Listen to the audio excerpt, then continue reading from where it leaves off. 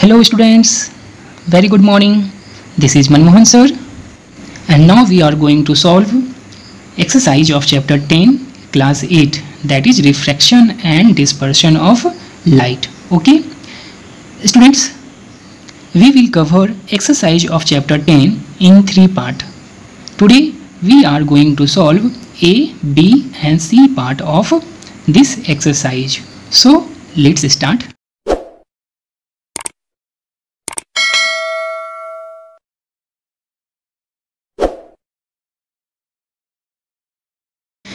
Students, हमारे exercise का first part है फिल इन द ब्लैंक्स और हमारा फर्स्ट फिलअप है a ray of light passing from one medium to another does not bend its path if its angle of incidence equals dash degree. Okay, तो यहाँ हमारा answer हो जाएगा 90 degree.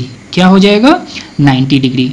Students, हम लोग जानते हैं a ray of light bends its path when it passes from one medium to another medium. Okay, लेकिन अगर हमारा एंगल ऑफ इंसिडेंस है ना, हमारा एंगल ऑफ इंसिडेंस 90 डिग्री के इक्वल हो तो यहाँ पर किसी भी तरह का कोई डेविएशन नहीं होगा. ओके, सो यहाँ हमारा करेक्ट आंसर हो जाएगा 90 डिग्री, है ना.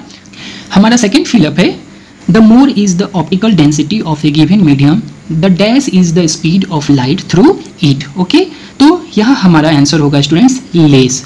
क्या होगा? लेस होगा. ओके स्टूडेंट्स, आगे बढ़ने से पहले आप एक चीज़ याद रखोगे कि अगर किसी मीडियम में ऑप्टिकल डेंसिटी ज़्यादा होगा, है ना, ऑप्टिकल डेंसिटी ज़्यादा होगा तो स्पीड जो होगा वहाँ पर लेस होगा. ठीक है, लेकिन अगर ऑप्टिकल डेंसिटी लेस होगा तो स्पीड मोर होगा. ओके, तो ये था हमारा फिलअप नंबर 2. नेक्स्ट है हमारा the phenomenon of splitting of white light into 7 colors is known as the phenomenon of dispersion of light. Okay, यहाँ हमारा आंसर क्या हो जाएगा students? dispersion of light. Okay, means हमें याद रखना है कि जब कोई white light स्प्लिट होता है, टूटता है 7 कलर्स में, तो उस फेनोमेनन को हम लोग डिस्पर्शन ऑफ लाइट कहते हैं. ओके, क्या कहते हैं students? Dispersion of light. Okay, means clear way में हमें याद रखना है कि splitting of white light into 7 colours is known as dispersion of light. Okay, now fourth fill up है the point on the principal axis of a concave lens from where a beam of incident parallel ray appears to diverge is called the dash of the concave lens. तो students, यहाँ हमारा answer हो जाएगा principal focus. Okay, क्या होगा यहाँ पर हमारा आंसर? Principal focus. ठीक है, हमारा लास्ट फिलअप है an object should be placed at the dash point so that a convex lens form its real and inverted image of the same size. Okay, means यहाँ पर हमें बताना है कि किसी ऑब्जेक्ट्स को हम किस पॉइंट पर रखेंगे, किस पॉइंट पर हम प्लेस करेंगे जिससे किसी कन्वेक्स लेंस में उसका रियल और इन्वर्टेड इमेज बनेगा. ठीक है, किसका? सेम साइज का, है ना. तो इसको हम लोग एक डायग्राम के थ्रू समझने की कोशिश करते हैं. ओके, ये हमारा क्या है? एक कॉन्वेक्स लेंस है. ओके, और स्टूडेंट्स ये हमारा क्या हो गया? Principal axis. ठीक है, तो हमारा फिलअप कर रहा था कि हम किस पॉइंट पर किसी ऑब्जेक्ट्स को प्लेस करेंगे जिससे इसका इमेज जो है रियल और इन्वर्टेड होगा विथ सेम साइज. ओके, तो यहाँ पर हम लोग देख रहे हैं कि अगर ऑब्जेक्ट्स को हम लोग 2F पर प्लेस करेंगे तो यहाँ पर क्या होगा? एक रियल और इन्वर्टेड इमेज फॉर्म होगा with same size of the object. Okay, इसलिए यहाँ हमारा करेक्ट फिलअप क्या हो जाएगा? 2F. ओके, और 2F को हम लोग सेंटर ऑफ कर्वेचर भी बोलते हैं. ओके, क्या बोलते हैं students? Centre of curvature. Okay, so यहाँ पर हमारा राइट आंसर क्या होगा? 2F. ओके, क्या होगा? 2F. और इसको हम लोग क्या बोलते हैं? सेंटर ऑफ कर्वेचर भी बोलते हैं. ठीक है, क्या बोलते हैं students? Centre of curvature. Okay, क्या बोलते हैं? Centre of curvature. इसलिए यहाँ हमारा करेक्ट आंसर क्या होगा? 2F या फिर सेंटर ऑफ कर्वेचर. ओके, एक बार फिर से ये फिलअप हम लोग देखते हैं. An object should be placed at the dash point so that a convex lens form its real and inverted image of the same size, है ना। तो यहाँ हमारा करेक्ट फिलअप क्या हो जाएगा 2F, है ना। और 2F की जगह पे हम लोग सेंटर ऑफ कर्वेचर भी डाल सकते हैं, ओके, या फिर हम लोग दोनों डाल सकते हैं। तो ये था हमारा fill in the blanks. Next है हमारा B part, that is right true और false for the following statements, okay. Dear students, हमारी ट्रू फॉल्स का फर्स्ट स्टेटमेंट है the basic cause of refraction is the change in the speed of light as it goes from one medium to another. Yes, यहाँ हमारा statement क्या होगा, true होगा, है ना, क्योंकि हम जानते हैं कि रिफ्रैक्शन इज काउज्ड, है ना, only due to changes in their speed when it goes from one medium to another, okay. इसलिए हमारा फर्स्ट स्टेटमेंट क्या होगा स्टूडेंट्स, ट्रू होगा, है ना। नेक्स्ट है हमारा in an optically denser medium the speed of light is more than the speed of light in vacuum, okay. यहाँ पर हमारा स्टेटमेंट फॉल्स होगा स्टूडेंट्स, क्या होगा, फॉल्स होगा, ओके। स्टूडेंट्स, हमारा थर्ड स्टेटमेंट है an incident ray always bends away from the normal when it passes from one transparent medium to another. No, यह हमारा स्टेटमेंट क्या होगा, फॉल्स होगा, है ना। क्यों फॉल्स होगा, तो इसको समझने के लिए हम लोग एक डायग्राम को ऑब्जर्व करते हैं, ओके। स्टूडेंट्स, यहाँ हमारे पास दो डायग्राम है, okay, diagram 1 and diagram 2, okay. तो फर्स्ट डायग्राम में हमारे पास क्या है, एक रेयरर मीडियम है और एक डेंसर मीडियम है। तो यहाँ हम लोग देख रहे हैं कि अगर कोई इंसिडेंट रे रेयरर मीडियम से डेंसर मीडियम में पास होता है तो this incident ray bends towards the normal, okay. Normal की ओर क्या होता है, ये बेंट हो जाता है ना। इस इंसिडेंट रे को पास होना चाहिए था किस डायरेक्शन से, इस डायरेक्शन से पास होना चाहिए था, लेकिन इस डायरेक्शन से पास नहीं होकर यह नॉर्मल की ओर क्या हो गया, बेंड हो गया, है ना। और सेकेंड केस में हमारे पास क्या है, एक डेंसर मीडियम है और एक रेयरर मीडियम है। और इस डायग्राम में हम लोग ऑब्जर्व कर सकते हैं कि जब कोई इंसिडेंट रे किसी डेंसर मीडियम से रेयरर मीडियम में पास होता है तो वह बेंड्स अवे हो जाता है ना। Means this incident ray bends away from the normal, okay. लेकिन हमारा स्टेटमेंट क्या कह रहा है students, an incident ray always bends away the normal, okay, when it passes from one transparent medium to another। इसलिए यहाँ पर हमारा स्टेटमेंट क्या हो जाएगा, फॉल्स हो जाएगा, ओके। नेक्स्ट है हमारा a coin kept at the bottom of an empty dry cup appears to rise up when some water is poured into the cup। yes, यहाँ हमारा स्टेटमेंट क्या होगा, ट्रू होगा, ओके।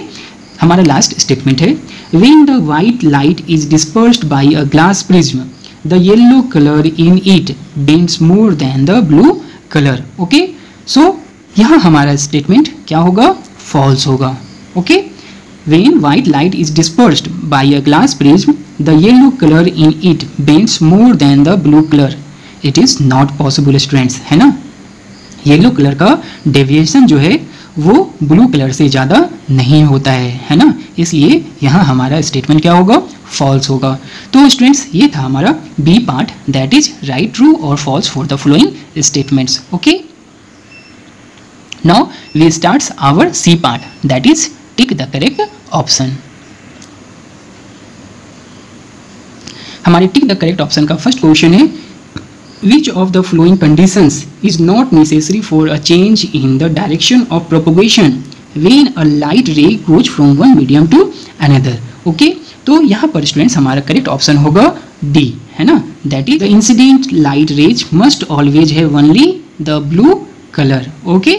हमारा सेकेंड क्वेश्चन है which of the following diagrams correctly shows the bending of a light ray as it goes from an optically denser medium into an optically rarer medium, okay। तो students यहाँ हमारा correct option क्या होगा, ये वाला होगा, है ना।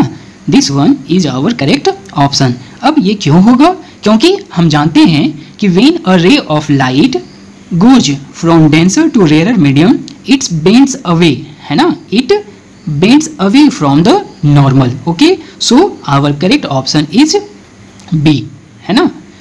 नेक्स्ट है हमारा student the angle between the incident ray and the emergent ray for a rectangular glass slab is, okay। तो यहाँ हमारे पास 4 ऑप्शन है, 0 degree, 90 degree and obtuse angle और a non zero acute angle. तो यहाँ हमारा करेक्ट ऑप्शन होगा students 0 degree, है ना, क्या होगा 0 degree. Okay, now our question number 4 is which of the following figures correctly represents the passage of white light through a glass prism. Okay, यहाँ students हमारा करेक्ट ऑप्शन होगा C1। Okay, this one is our correct option. जब भी कोई